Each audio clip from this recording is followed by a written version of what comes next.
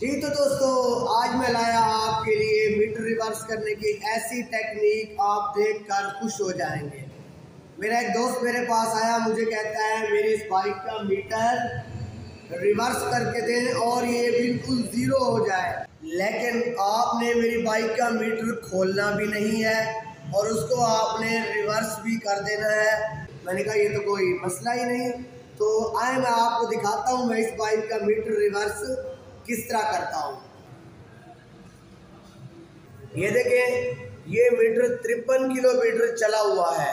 तो मैंने क्या करना है, इसको 000 दिखाता हूँ आपको किस तरह।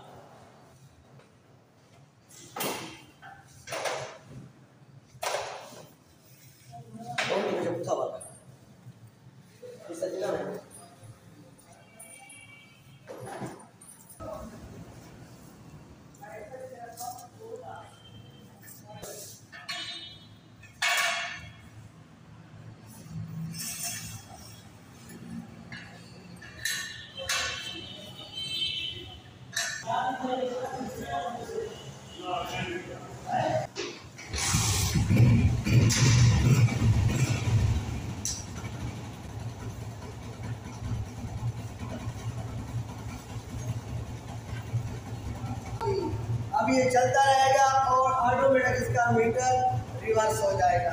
ये आप देख सकते हैं। जी तो दोस्तों, कैसी लगी आपको मेरी टेक्निक?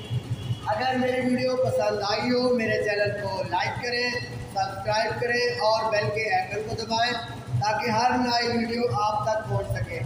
देखिए आपके सामने है, ये 10 से 15 मिनट में बिल्कुल 000 हो जाएगा।